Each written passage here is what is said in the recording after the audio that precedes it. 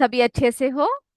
तो बच्चों, आज हम अभी विज्ञान के क्लास शुरू करने वाले हैं, साइंस क्लास शुरू करने वाले हैं। हमारा जो पांचवा इकाई है ना, तंतु से वस्त्र तक, जिसके बारे में हमने जो है पिछले क्लास में चर्चा किया। आप लोग सभी पढ़कर आए हो? यस और नो बताइए जल्दी से मुझे। सभी को बहुत बहुत गुड आफ्टरनून मेरे सारे बच्चे। ओके, सब पढ़कर आए हो अच्छी तरीके से?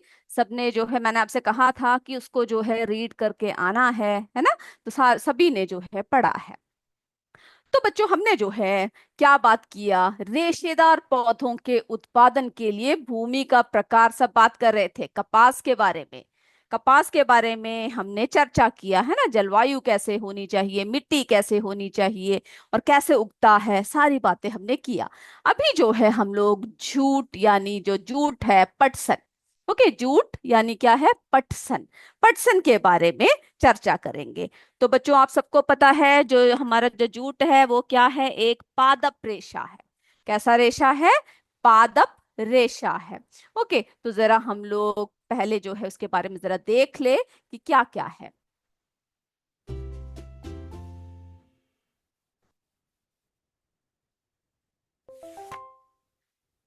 तो बच्चों, जो हमारा जूट है वो क्या है? एक पादप रेशा है, जिसे पटसन पौधे के तने से प्राप्त किया जाता है। ओके, कहाँ से प्राप्त किया जाता है? पटसन पौधे के तने से प्राप्त किया जाता है। ये पौधे आप देख रहे हो, मेरे बच्चों ने देख रखा है क्या? जूट का जो पौधा है वो आपने देखा है? देखा है तो मुझे बताइएगा। ओके, चलिए अगला देखिए। तो हमने जिस तरह से हमारे कपास के बारे में देखा कि कहाँ कहाँ पाया जाता था, है ना, उसी तरह से भारत में जो जूट की जो खेती है वो मुख्यतः पश्चिम बंगाल, असम और बिहार में की जाती है। ओके, कहाँ कहाँ पर है? पश्चिम पश्चिम बंगाल, असम और बिहार में की जाती है। चलिए और देखते हैं। तो आपको जो है जगह याद रखना है कहाँ कहाँ पर है। ओके, पटसन की खेती के लिए कछार की मिट्टी यानी जलोढ़ मिट्टी, ओके, अधिक उपयुक्त होती है। हमने जब कपास के बारे में पढ़ा था तो कौन सी मिट्टी के बारे में पढ़ा था? कैसे मिट्टी चाहिए थी उनको?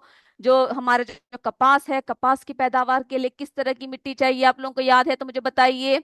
ओके, यस बताइए मुझे। के यूपीएस वर्तरा कला के बच्चे बोल रहे हैं, जल्दी बताइए मिट्टी कौन सी चाहिए थी हमें कपास के लिए। मैं देखती हूँ कौन जवाब देता है फर्स्ट।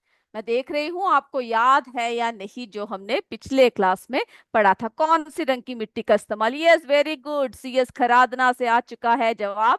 और मैं देखती हूँ कहाँ से आता है। सिर्फ खरादना के बच्चों ने ही पढ़ रखा है क्या? और भी बताइए मुझे, जो हमने बताया था आपको कपास के लिए कैसी मिट्टी चाहिए।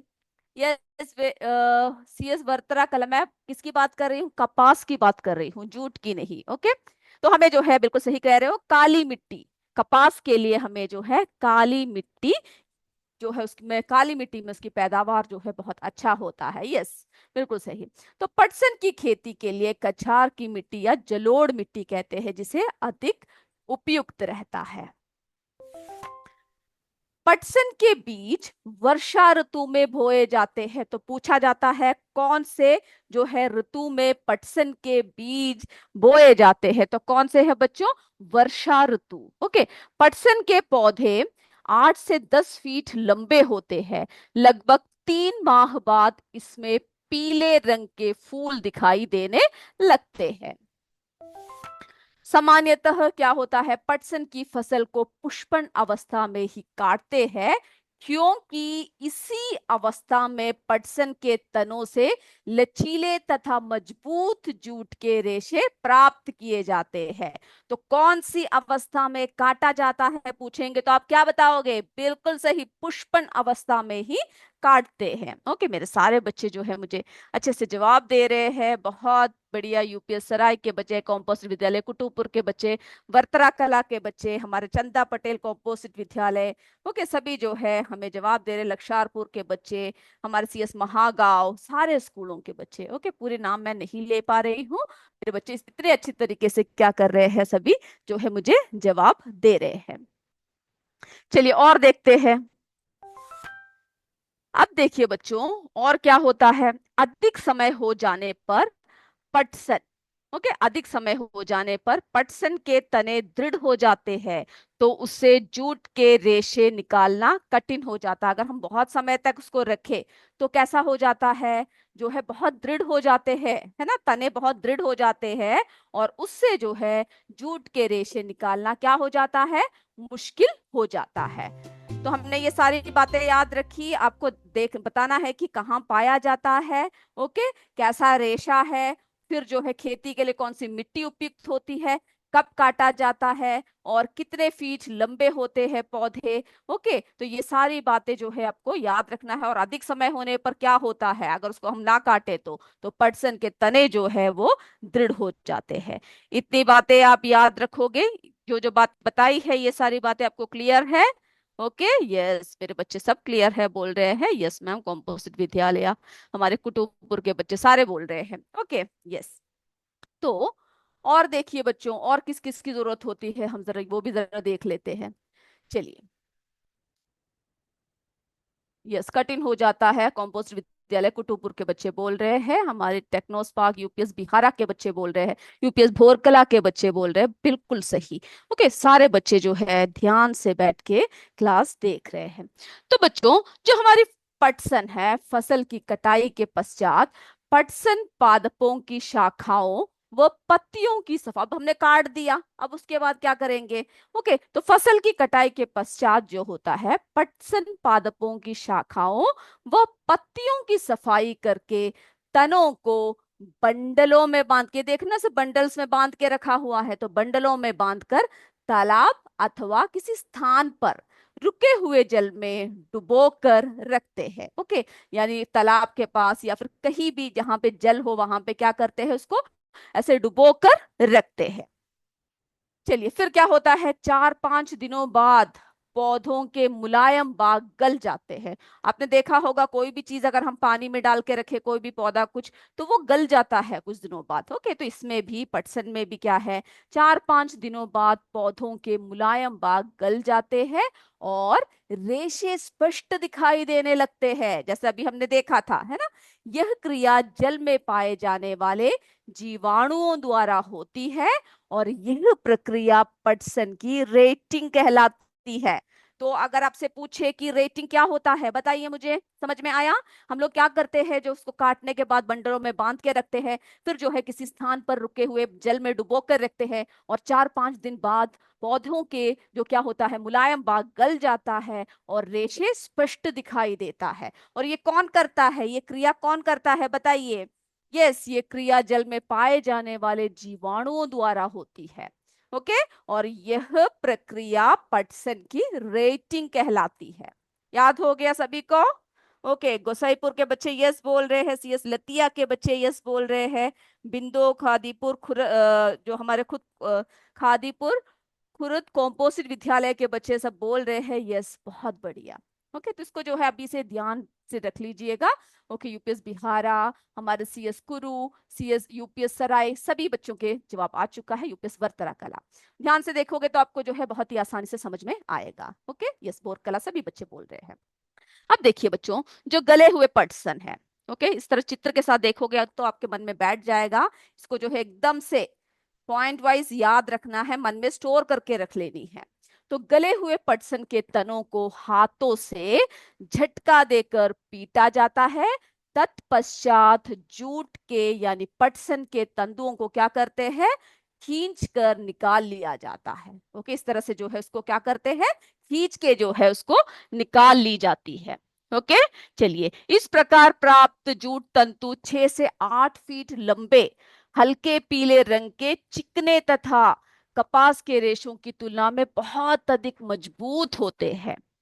ओके, यहां तक समझ में आया। चलिए, अब हम लोग क्या करेंगे, हमारी जो है अगला, सूती धागे से कताई। अब हमने जो है, हमें अब देखना है कि कताई कैसे होती है। ओके, तो वस्त्र बनाने से पहले हम लोग क्या करते हैं, जो कपास या जूट के तंतुओं को धागों में परिवर्तित करते हैं, है ना। कपड़े बनाने के लिए, जैसे मैंने आपसे कहा था, हम लोग कपड़ों को जब खींचते हैं तो उसमें से क्या निकलता है, ऐसे एक एक धागे। ओके, धागे निकलते हैं, तो हमें क्या करने की जरूरत होती है, बताइए बच्चों, यस, बिल्कुल सही बोल रहे हो। हमें जो है जूट के तंतुओं को धागों में परिवर्तित करना होता है, यानी जिससे भी, जैसे कि जूट हो, है ना, या कपास हो, कपास या जूट के तंतुओं को धागों में परिवर्तित किया जाता है। और इसमें यह प्रक्रिया कताई कहलाती है। कताई कहलाते हैं इस प्रक्रिया को, यानी वस्त्र बनाने से पहले कपास या जूट के तंतुओं को धागों में परिवर्तित किया जाता है। यह प्रक्रिया कताई कहलाती है। ओके, अब देखिए, ये प्रक्रिया देखिए, ये एक प्रक्रिया है जिसमें हम लोग क्या कर रहे हैं, जो रेशे है ना, रेशों से को खींच कर और ऐंठ कर क्या करते हैं, धागा बनाया जाता है। इस तरह से हम लोग क्या कर रहे हैं, उसको धागों में परिवर्तित कर रहे हैं। तो रेशों से धागा बनाने में रुई के एक पुंज से रेशों को खींच कर क्या करते हैं, ऐंठ लेते हैं। ओके, और ऐसे करने से रेशे क्या हो जाते हैं, पास पास आ जाते हैं और धागा बन जाता है। इस प्रक्रिया को, जैसे हमने आपको बताया, उसको क्या कहते हैं, कताई कहते हैं। ओके, यहां तक क्लियर है? एक एक टर्म्स पूछ सकते हैं, कौन सा है, क्या है। यस, किरातपुर, यस बोल रहे हैं मेरे सारे बच्चे। हम जो है किरातपुर के बच्चे सब जो है ध्यान से बैठ के लिख रहे हैं, देख रहे हैं। यूपीएस बिहारा के बच्चे बहुत ही ध्यान पूर्वक बैठे हैं। आप लोग इतने ध्यान से बैठे हो कि मुझे समझ में आ रहा है कि मेरे बच्चे कितने अच्छे से पढ़ रहे हैं, बैठकर पढ़ रहे हो ना। बारिश का भी मौसम है, फिर भी आप लोग बहुत लगन के साथ जो है बैठे हो। बहुत बारिश हो रही है क्या वहां सब? ओके, चलिए। कभी गर्मी होती है, कभी बरसात, कभी सर्दी, इस तरह से क्या होता है, मौसम हमारे बदलते ही रहते हैं। यस, हमारे अंजू देवी बोल रहे हैं, यस समझ में आ रहा है। कविता देवी कॉम्पोजिट विद्यालय लक्षारपुर के बच्चे बोल रहे हैं। हमारे चंदा पटेल कॉम्पोजिट विद्यालय के बच्चे सभी जो है बोल रहे हैं। ओके, सभी यस बोल रहे हैं। बारिश भी बहुत हो रहा है ना। चलिए, सब अपना ध्यान रखिएगा। ओके, इस तो हमने ये देख लिया। अब देखिए बच्चों, कताई के लिए एक सरल युक्ति यानी हस्त तकवा का उपयोग किया जाता है, जिसे तकली कहा जाता है। ये देख रहे हो, ये किस तरह का एक उपकरण है ना। इसको हम लोग क्या कहते हैं, इसको जो है हम लोग तकली कहते हैं, है ना। कताई के लिए एक सरल युक्ति हस्त तकवा का उपयोग किया जाता है, जिसको जो है हम लोग क्या कहते हैं, तकली कहते हैं। यहां तक क्लियर हो गया आपको? ओके, आप लोगों ने देख रखा है क्या ये देखा तो मुझे बता दीजिएगा। ओके, हमारे सोन बरासा के बच्चे सब यस मैम बोल रहे हैं। ओके, बहुत अच्छी बात है, यस। चलिए, अब जो है बच्चों, हाथ से प्रचलित कताई में उपयोग आने वाली एक अन्य युक्ति है चरखा, है ना। चरखा के बारे में जो है मेरे सारे बच्चों ने सुन रखा होगा। जैसे ही हम चरखे की बात करते हैं, आपको कौन याद आता है, मुझे जल्दी से कमेंट करके बताइए। मैं देखती हूँ कौन बताता है। जैसे ही हम चरखे की बात करते हैं, आपके मन में किस महान व्यक्ति का जो है, यस बहुत बढ़िया, सीएस कपार फरवान से बोल रखा है, महात्मा गांधी जी का, हमारे राष्ट्रपिता, है ना। बहुत बढ़िया, यस महात्मा गांधी। सभी बच्चे मेरे जवाब दे रहे हैं, क्योंकि हम लोगों ने देखा है ना, किस तरह से जो है, जो भी चित्र हो, कोई भी हो, गांधी जी जो है चरखे में काटते हुए दिखाई देते हैं, चरखा काटते हुए दिखाई देते हैं। तो खादी यानी देश के, हमारे इस देश के, भारत देश के, आपको पता है ना, आपने इतिहास में पढ़ रखा होगा, है ना। अंग्रेजों के जमाना जब हुआ करते थे, किस तरह से मशीनी जो है, मशीन से बने हुए जो जितने भी कपड़े हैं उन सबको भारत में लाते थे, और हमारे कारीगर सब सब बेकार हो जाते थे, है ना। उस समय जो है गांधी जी ने क्या किया, सबका विरोध किया, है ना। विरोध करके स्वतंत्रता आंदोलन के समय राष्ट्रपिता महात्मा गांधी जी ने, ब्रिटेन से क्या हुआ करता था, जो वहां के जो मिल हुए करते थे, वहां के जो कारखाने थे, वहां से बहुत ही कपड़े, है ना, बुरी तरह से भारत में लेकर आया करते थे। तो भारत में क्या हुआ, जो भारत के बने हुए जो वस्त्र है उसको कोई नहीं खरीदता था, क्योंकि वहां के जो मशीन से जो बने हुए वस्त्र है वो बहुत ही सस्ता हुआ करता था, है ना। तो इस तरह से जो है, जब हमारा स्वतंत्रता आंदोलन जब हुआ, अभी हमारा स्वतंत्रता दिवस आने वाला है जिसको हम बहुत धूमधाम से मनाते हैं, लेकिन जब भी, है ना, जब भी हम स्वतंत्रता दिवस जब मनाए, तो हमें याद रखना चाहिए कितने महान व्यक्तियों ने इसके पीछे बलिदान दिया है। कभी नहीं भूलना। ओके, बलिदान की कहानी जो है, बलिदान जो है, जिन्होंने किया है उनको कभी हमें भूलना नहीं चाहिए, जिस वजह से हम लोग स्वतंत्र भारत में बैठे हुए हैं। ओके, चलिए, तो बच्चों गांधी जी ने क्या किया, जो ब्रिटेन के मिलों से बने, वहां पर जो आयातित कपड़े थे, जो कपड़ों बुरी तरह से हमारे भारत में लेकर आते थे, बहिष्कार किया, उसको त्याग दिया, है ना। और त्याग कर चरखे द्वारा हाथ से कते धागों से बुने वस्त्र का उपयोग करके इसे लोकप्रियता प्रदान किया। ओके, इसीलिए आपको पता है ना, जब भी हम देखते हैं तो चरखा चरखा का क्या महत्व है। इस प्रकार चरखे से बुने वस्त्रों को खादी का नाम दिया गया।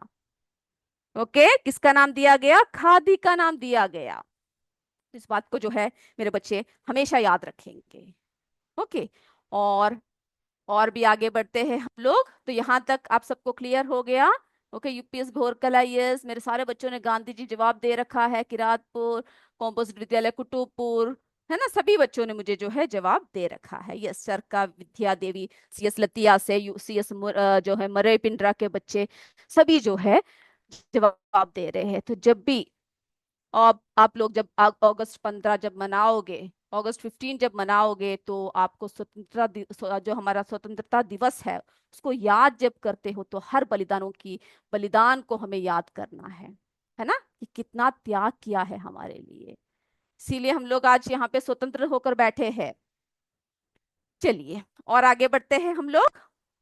ओके, अब जो है बच्चों, धागे से वस्त्र किस तरह से बना।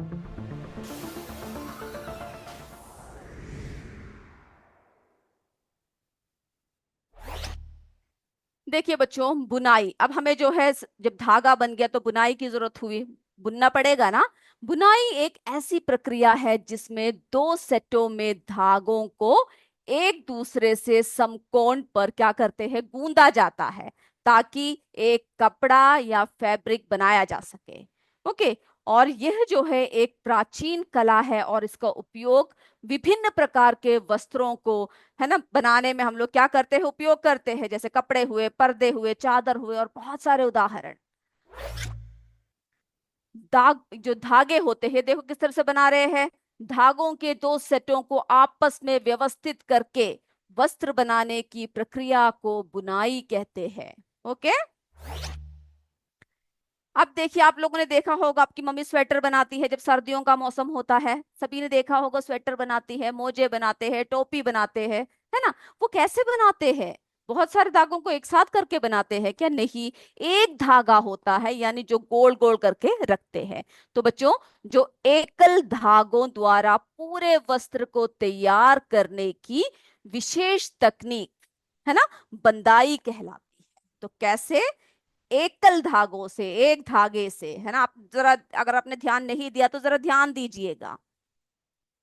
ओके, उससे क्या करते हैं, उससे जो है एक साथ जो है पूरे कपड़ों को बनाने की टेक्निक है, उसको हम लोग क्या कहते हैं, बंदाई कहते हैं। जैसे स्वेटर, मोजे, टोपी आदि इस तकनीक के द्वारा तैयार की जाती है। और बंदाई का काम जो है हाथों से और मशीनों द्वारा भी होता है, क्योंकि हर बार क्या नहीं कर सकते, हम लोग हाथों से जो है कपड़े तैयार नहीं कर सकते हैं, है ना। अब देखिए बच्चों, जब वस्त्र का जो हमारा इतिहास है वो बहुत ही पुराना इतिहास है। देखिए, प्रारंभिक मनुष्य कैसे रहते थे, गुहाओं में रहते थे, है ना। तब क्या हुआ करता था, उष्ण क्षेत्रों में रहते थे, तब वहां गर्मी था और वहां का मौसम गर्म था, तो उन्हें जो है कपड़ों की विशेष आवश्यकता नहीं हुआ। हमारे आदि मानव का आपने अपने इतिहास में पढ़ा होगा, विकास के क्रम में आग की खोज के बाद मानव ने विभिन्न वास स्थानों पर, जैसे कि ध्रुवीय प्रदेश, पर्वतीय प्रदेश, मरुस्थलीय प्रदेश, ठंडे प्रदेशों में जब रहना शुरू किया, तो उन्हें जो है कपड़ों की जरूरत पड़ी। तो पेड़ों की पत्तियां, छाल, जंतुओं के खाल सभी से इस्तेमाल किया। ओके, फिर जो है मानव ने कृषि का कार्य करना शुरू किया। तब उसने क्या किया, घासों और पतली पतली टहनियों को बुनकर जो है चटाई या फिर आदि अपने कपड़ों के रूप में इस्तेमाल किया। और जो हमारे जो भारतवासी जो रुई से बने हुए वस्त्र पहनते थे, यानी जो हमारे पहले के, यानी आदिमानव के बाद का जो वक्त आया, तो रुई से जो बने हुए वस्त्र पहनते थे, जो गंगा नदी के निकटवर्ती क्षेत्रों में उगाई जाती थी। ओके, जैसे कि अफ्रीका के नील नदी के किनारे, है ना, सब फ्लैक्स की खेती हुआ करते थे। ये सब जो है आप लोग एक एक सभ्यता आपके इतिहास में पढ़ोगे। कटाई व सिलाई का ज्ञान ना होने के कारण क्या करते थे, जो खाल थे, है ना, उसको जो है पत्तियां सबको जो है वस्त्र के रूप में पहनते थे। फिर जो है सिलाई की सुई का जब आविष्कार हुआ तो मानव ने वस्त्रों की सिलाई करके पहनना शुरू कर दिया, जिसके वजह से आज हम लोग क्या है, हम लोग बहुत आगे बढ़ चुके हैं। तो बच्चों इतना ही है आपके चैप्टर में जो जो बातें दे रखा है, ये चैप्टर जो है हमारा पूरा हो चुका है। ओके, अब हम लोग क्या करते हैं, हमारे एमसीक्यू की तरफ बढ़ते हैं। आपको कोई भी डाउट होने से आप लोग पूछ सकते हैं, सब तैयार रहिएगा। ओके चलिए, सब अपने नोटबुक निकाल लीजिए, इसमें आपको एमसीक्यू लिखना है और ध्यान से प्रश्न को देखिएगा और उत्तर मुझे जो है ठीक से लिख के दिखाना है। ओके, फर्स्ट का ABC जो भी है आपको उत्तर देना है। चलिए बच्चों, पहला प्रश्न, रेशम किससे प्राप्त होता है? A भेड़, B बकरी, C रेशम का कीड़ा। जल्दी से आंसर लिख लीजिए।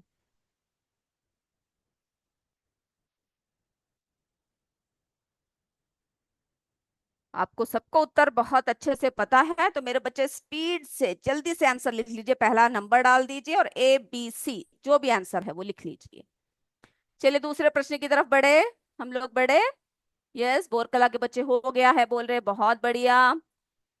ओके, हमारे ममता देवी जी बोल रही हैं, बहुत दिनों बाद मिल रहे हैं हम लोग, ममता जी देवी जी। ओके ओके यस, ओके, आप भी जो है बोल रहे हो, है ना, अच्छी क्लास है। ओके, बहुत बहुत थैंक यू। अब चलिए जल्दी जल्दी बच्चों को लिखने के लिए कहिए, पहला प्रश्न हो गया है। अब हम दूसरे प्रश्न की तरफ चलते हैं। देखिए बच्चों, दूसरा प्रश्न प्राकृतिक तंतुओं के उदाहरण है। प्राकृतिक तंतुओं के उदाहरण है, ए जो है हमारे पॉलिस्टर और नायलॉन, बी कपास और जूट, सी ऊन और पॉलिस्टर। कौन सा है प्राकृतिक तंतुओं के उदाहरण? जल्दी से आंसर लिखिए। ओके, यस, यूपीएस बहाव सभी का हो चुका है, बहुत अच्छे से नोट्स सब लिखा हुआ है बच्चों ने, बहुत बढ़िया। ओके चलिए तीसरे प्रश्न की तरफ बढ़े, हो चुका है सभी का। यस, हम लोग जो है अभी हमारे तीसरे प्रश्न की तरफ बढ़ रहे हैं, मेरे सारे बच्चे जवाब दे रहे हैं, हो चुका है। ये बहुत आसान है, मेरे बच्चों ने पढ़ रखा है इसलिए आपको पता है कैसे आंसर्स देना है ना। तीसरा प्रश्न, कपास का मुख्य उपयोग क्या है? ए रस्सी बनाने में, बी वस्त्र बनाने में, सी कागज बनाने में। कपास का मुख्य उपयोग सोचिए और लिखिए।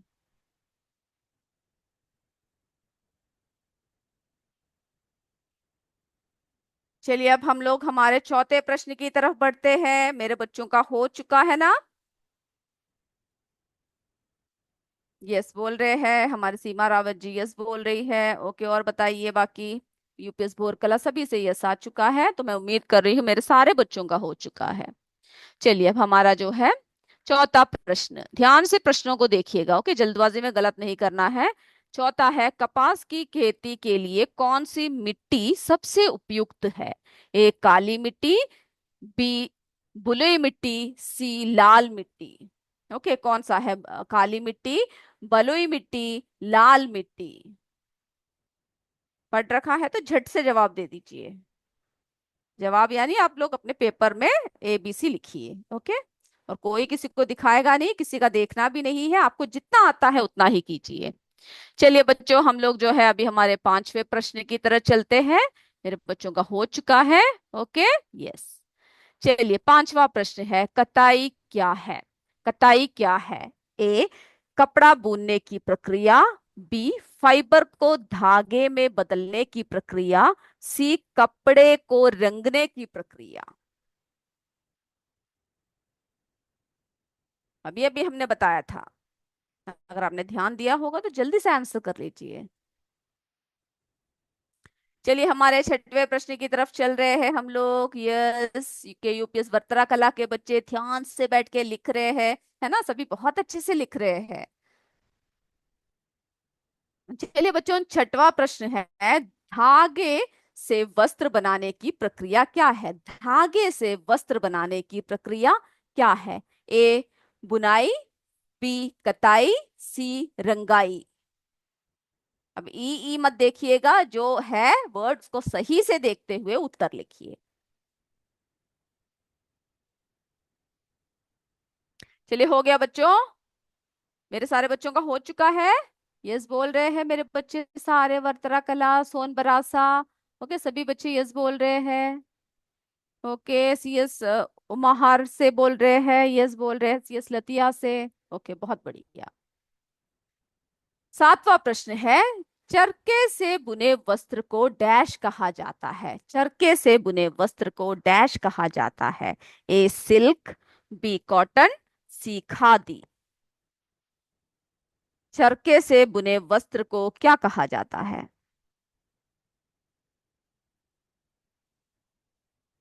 चलिए, मेरे बच्चों का हो चुका है। हो चुका है ना? बहुत सिंपल है, जल्दी हो जाएगा। अब हमारा जो है आठवां प्रश्न जरा दिखाते हैं।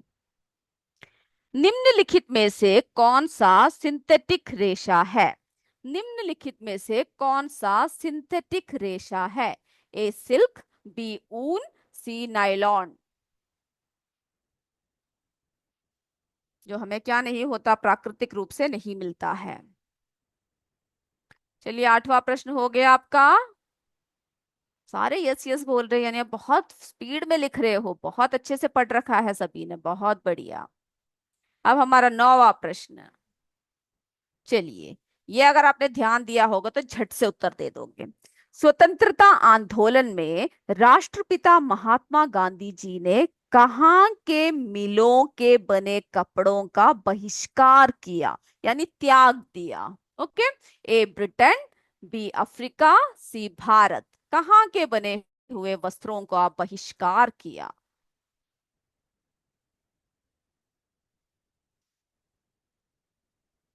ओके, अब हमारे 10वें प्रश्न की तरफ चले। ये तो एकदम से कर लिया होगा आप लोगों ने, कर लिया ना? ओके, सारे बच्चे यस बोल रहे हैं मेरे, बहुत बढ़िया।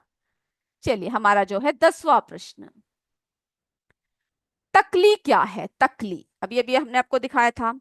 ए एक प्रकार का औजार जो धागा काटने के लिए उपयोग किया जाता है। बी एक प्रकार का जानवर। सी एक प्रकार का पौधा। हो गया सभी का? मेरे सारे बच्चों का हो चुका है। ओके, अब हम लोग क्या करेंगे, आंसर्स की तरफ बढ़ते हैं। तो सब तैयार रहिए आंसर्स के लिए। Sir please unmute them.